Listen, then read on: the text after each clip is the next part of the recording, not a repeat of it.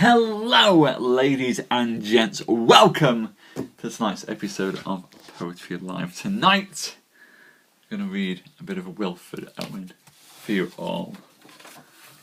Hello, Tara. Hello, Noel, and everyone who's with Noel. Hello, big wave to you all. He says, my World War One anthology, of course, just to make it really awkward, is done in chronological order of poems as opposed to alphabetical by poet. So I'm going to spend a lot of time running back to the contents page tonight. Hello, Arcadina. Hello, Queen. Hello, how are you all? Well, he says, jumping. Hello, who we got? Hello, Fallen. I saw you pop in right at the end of my last show. I'm glad you hung around for Poetry Live. Hello. And hello, Sarah. Hello. How are we? Oh, here we go. He says, swiping backwards and forwards like a madman. That's me tonight. Yes, it's been a long time. It's been a long time in between screen. So I am doing all this talking. Believe it or not, I don't do anywhere near this amount of talking outside of Periscope. So I've got to make sure I run downstairs and keep hydrated. Otherwise, my voice will dry up and we won't get any poetry going on at all. Excellent. So you should follow. We've got a good episode in for you tonight.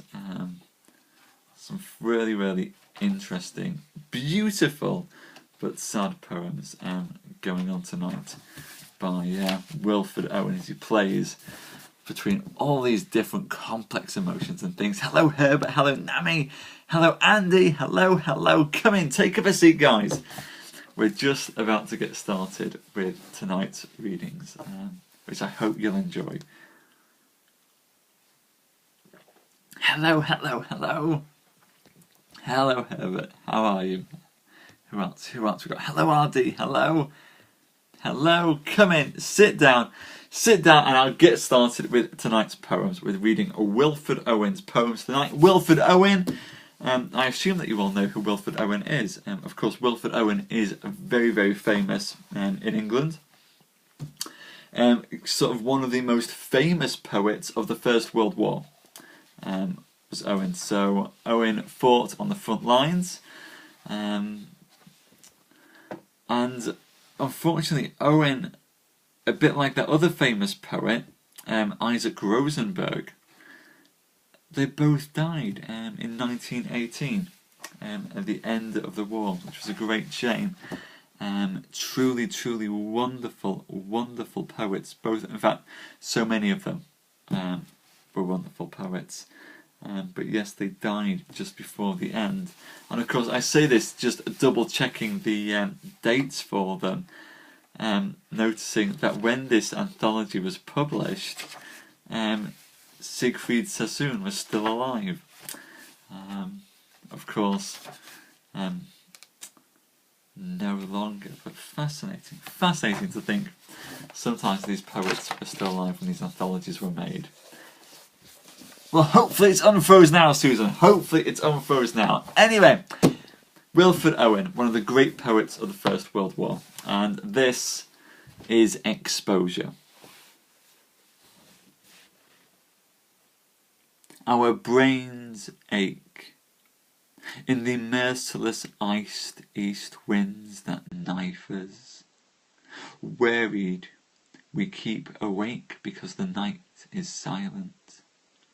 Low, drooping flares confuse our memory of the salient. Worried by silence, sentries whisper, curious, nervous, but nothing happens. Watching, we hear the mad gusts tugging on the wire, like twitching agonies of men among its brambles. Northward, incessantly the flickering gunnery rumbles. Far off, like a dull rumour of some other war. What are we doing here? The poignant misery of dawn begins to grow. We only know war lasts, rain soaks, and clouds stag stormy. Dawn, massing in the east, her melancholy army attacks once more in ranks on shivering ranks of grey, but nothing happens.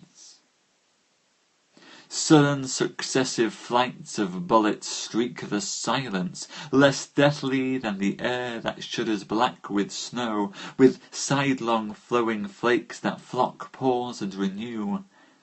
We watch them wandering up and down the wind's nonchalance, but nothing happens. Pale flakes with fingering stealth come feeling for our faces.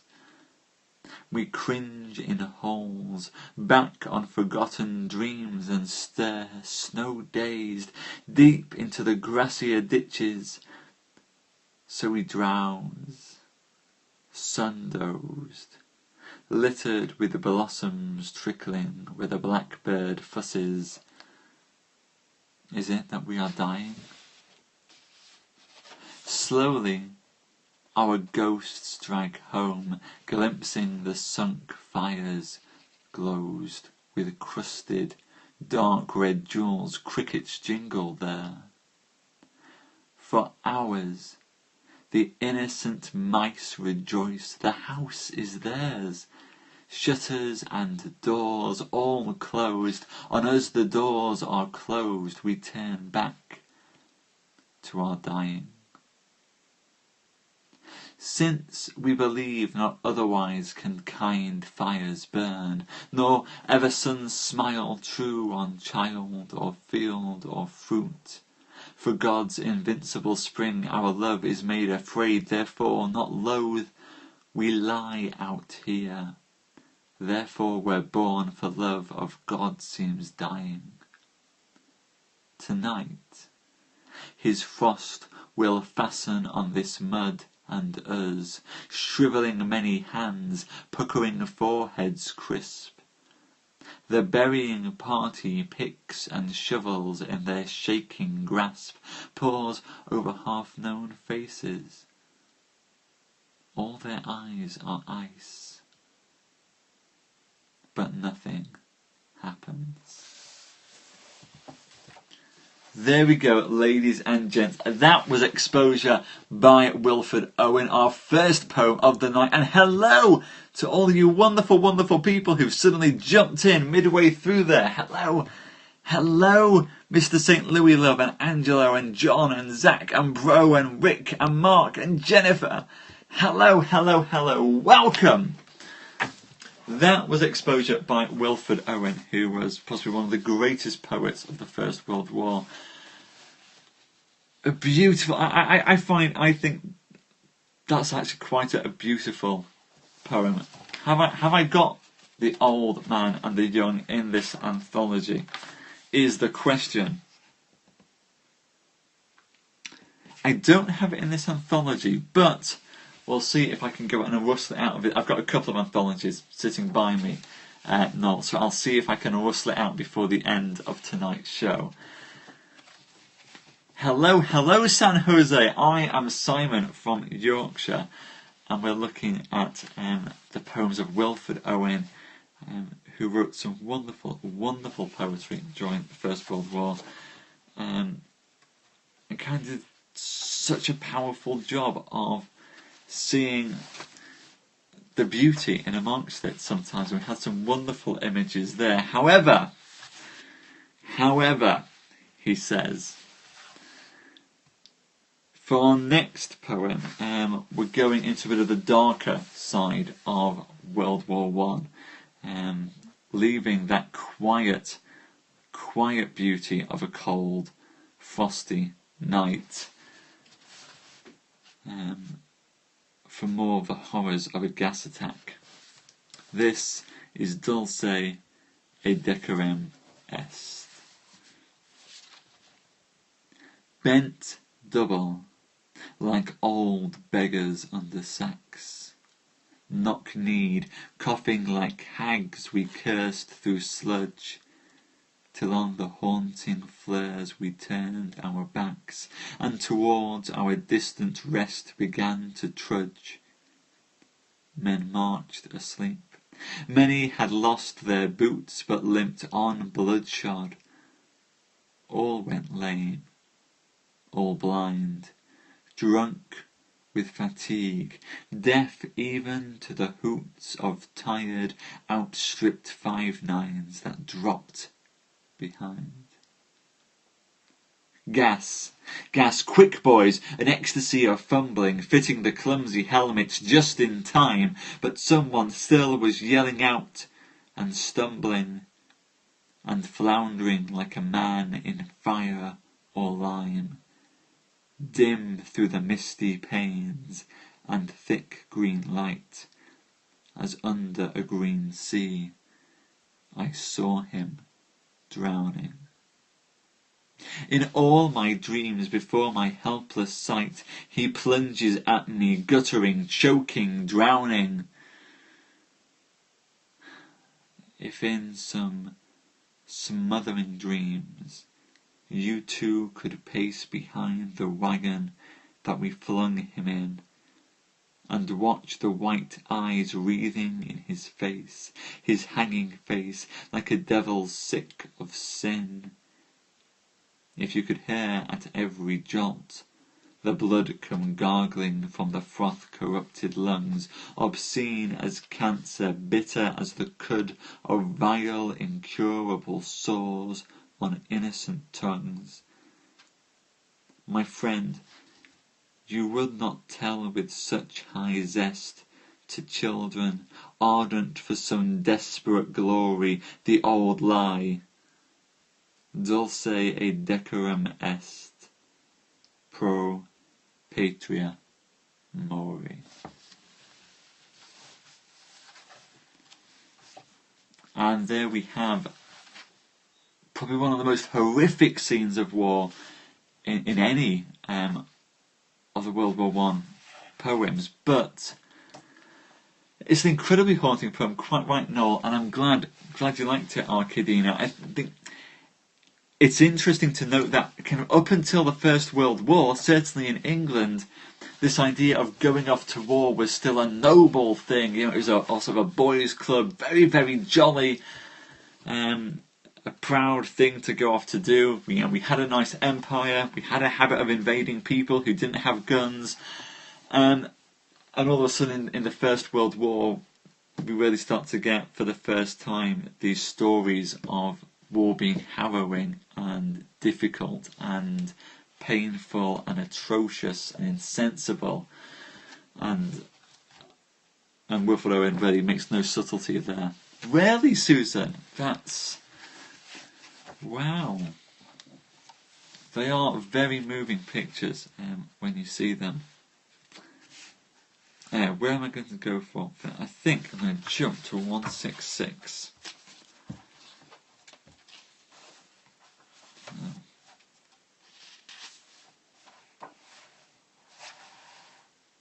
Here we go. We're going to jump again to actually, as Queen has said so beautifully there, we are actually going to find beauty and irreverence here. Once again, this is one of those poems where we see really the skill of Wilfred Owen in finding the beauty in these moments, finding something quite delicate in the human life. Anyway, this one is Asleep. Under his helmet, up against his pack, after the many days of work and waking, sleep took him by the brow and laid him back. And in the happy no time of his sleeping, death took him by the heart.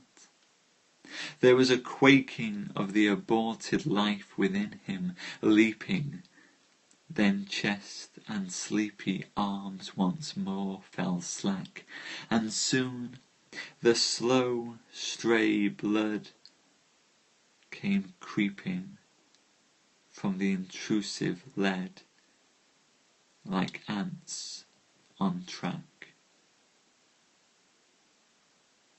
Whether his deepest sleep lies shaded by the shaking of great wings, and the thoughts that hung the stars high pillowed on calm pillows of God's making. Above these clouds, these rains, these sleets of lead, and these winds' scimitars, or whether yet his thin and sodden head confuses more and more with the low mould, his hair being one with the grey grass and finished fields of autumns that are old. Who knows? Who hopes? Who troubles? Let it pass. He sleeps. He sleeps less tremulous, less cold than we who must awake, and waking say alas.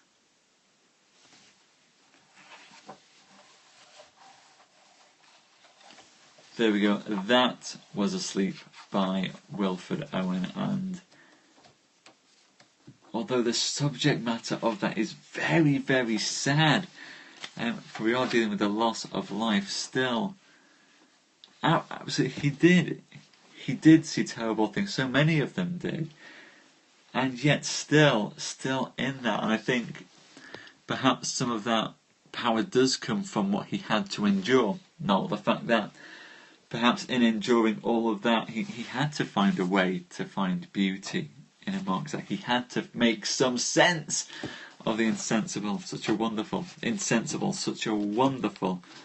way of describing it. Indeed. And next, for our next poem. Thank you. I'm glad you guys like that.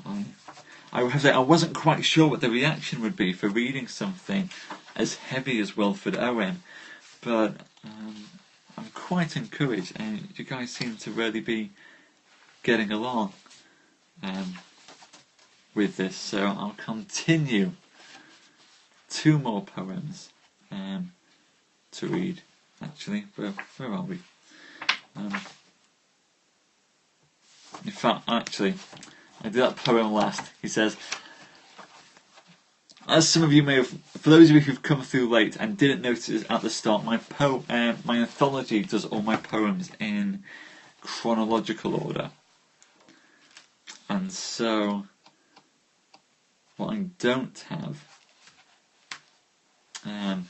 is this all together in one nice handy little pile. Anyway, this next poem is actually the last poem that Owen wrote in 1918. Absolutely Arcadian, and this is for me one of the wonderful things about doing this show. We get to cover so many poets and poems. We can go from reading Edward Lear and the nonsense poems to coming down to poems like this, which is the end.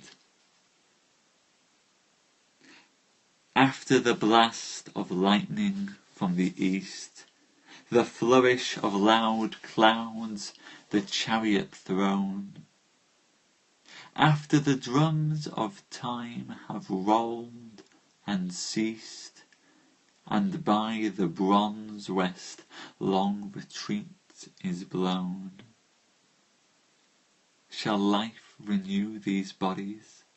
Of a truth all death will be annul, all tears assuage, or fill these void veins full again with youth, and wash with an immortal water age. When I do ask white age, he saith not so. My head hangs weighed with snow. And when I hearken to the earth, she saith, my fiery heart shrinks aching it is death. Mine ancient scars shall not be glorified, nor my titanic tears the seas be dried.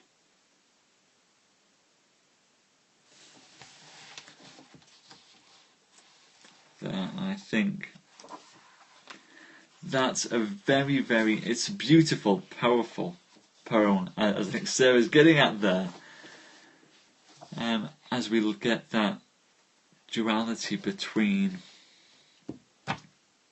life, the earth, what happens afterwards, where are these ends, the fact that things do still continue, these scars still remain. And actually, I was looking the other day at, I can't remember why, but I was looking at photos of the old shell craters in Belgium that have been covered in grass now, and they're just almost alien-like hills and covered in green. They're not, they don't look natural. They're not natural, but I think perhaps Owen could almost see that future in that poem. The fact that the earth will still have these scars. Life will go on. Life will find a way. The war will come to an end, but the echoes of it will remain. And I think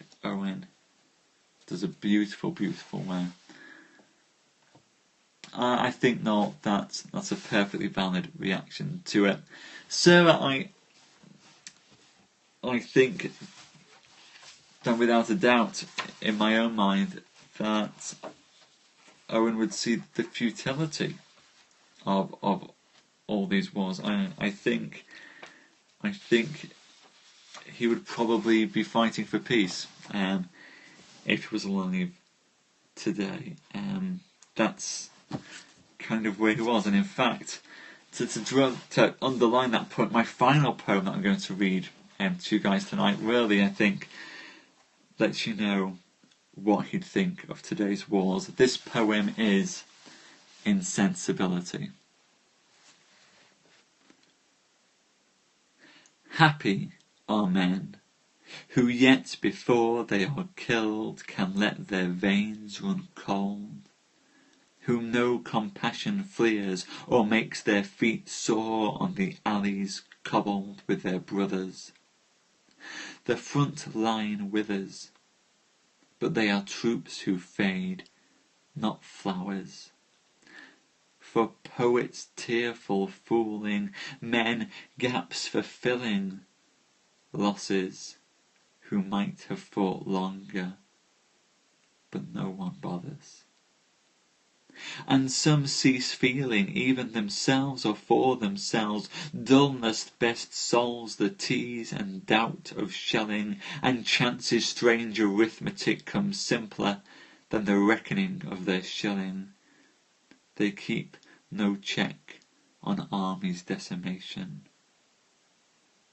Happy are these who lose imagination. They have enough to carry with ammunition. Their spirit drags no pack. Their old wounds, save with cold, cannot more ache, having seen all things red. Their eyes are rid of the hurt of the colour of blood forever, and terror's first constriction over their hearts remains small drawn. Their senses, in some scorching coterie of battle, how long since irons can laugh among the dying, unconcerned. Happy the soldier home, with not a notion how somewhere every drawn some men attack and many sides are drained. Happy the lads whose mind was never trained, his days are worth forgetting more than not. He sings along the march, which we march taciturn because of dusk, the long, forlorn, relentless tread, from larger day to hunger night. We wise who with a thought besmirch blood over all our soul, how should we see our task but through his blunt, and lashless eyes. Alive, he is not vital over much, dying, not mortal over much, nor sad, nor proud, nor curious at all. He cannot tell old men's placidity from his. But cursed are dullards, whom no cannon stuns, that they should be as stones. Wretched are they and mean, with paucity that never was simplicity. By choice they made themselves immune to pity, and whatever mourns in man before the last sea and hapless stars. Whatever mourns when many leave these shores, whatever shares the eternal reciprocity of tears.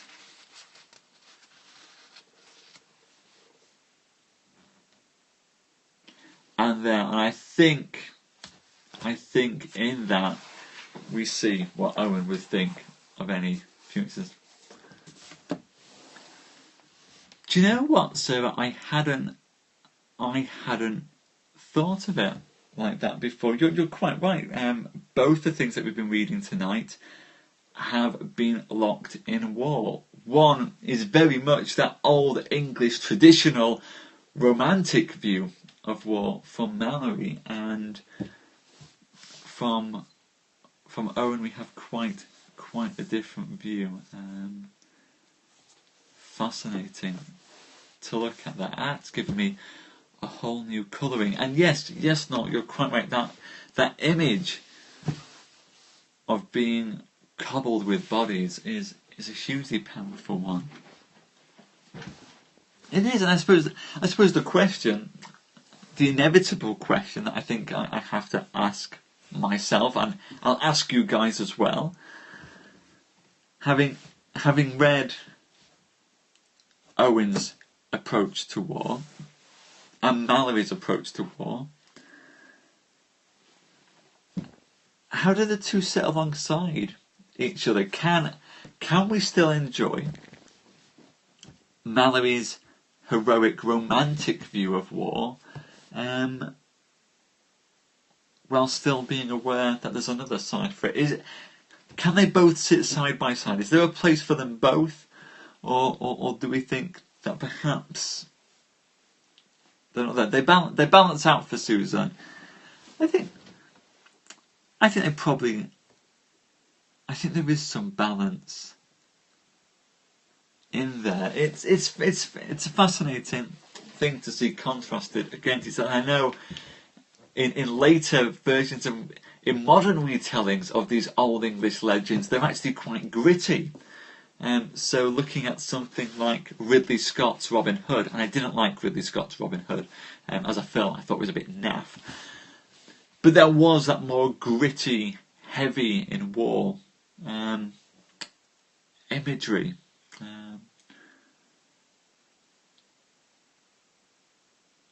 That's a very... I think that's a beautiful way of putting it, Sarah. Yes. Owen saw the soul, Mallory saw the spirit. And perhaps that's how we reconcile the two of them. Certainly I enjoyed reading both of them to you tonight. I hope you guys did all enjoy the Wilfred Owen. Hugely powerful stuff. And I was glad that I could share that with you. Noel, I hope your group enjoyed listening to that over in Ireland tonight. Tomorrow, of course, tomorrow's treat on Poetry Live, we're going to shift again. And instead of going and looking at Wilfred Owen, we're going to roll back through the ages of time to the time of Queen Elizabeth I. And tomorrow night I'm going to read you all an extract from The Fairy Queen by Edmund Spenser. Not doing the entirety of The Fairy Queen, don't worry. As far as I'm aware, only very cruel, punishing literature degrees force you to read that these days. Hello, Montana, hello. Absolutely, it is all relative. Relative indeed. It's very long, Sarah. We won't do all of it. We'll just do that thing. So hopefully there'll be something else there. In fact, when I look at the poems that I've picked for this week, we've got quite a traditional tint. We've got Edmund Spenser tomorrow night, and hopefully on Thursday night. I'm in London on Thursday. I'm hoping to get back in time to do the show, but I might have to cancel it. We'll see how we go. But on Thursday night we'll be doing The Goblin Market by Christina Georgina Rossetti, which will be a lot of fun as well. It's going fab in my head. I need to go and write some stuff down for Halloween so I can look at what I'm going to do for keeping you guys entertained and amused. Unfortunately, I thought I was going to have a bit more time on Halloween to read stuff, but for the first time in forever, just to quote Frozen, the best Disney film of the decade, for the first time in forever, I'm going to a Halloween party. I can't remember the last time I went to a Halloween party, but I'm going to one because there's a big one. But has anyone, because you're the kind of audience that can do this, has anyone seen Brideshead Revisited? Either the film or the miniseries with Jeremy Irons. Of course I'm dressing up. Like, why wouldn't I dress up? Well, I'm either going to dress up as the Fourth Doctor from Doctor Who, or I'm going to go as King Arthur. We'll see which one. Well, for those of you who have seen Brideshead Revisited, like Susan and Arkadina, what we've got, I live 10 minutes down the road from the big country house where they filmed Brideshead Revisited. It's called Castle Howard.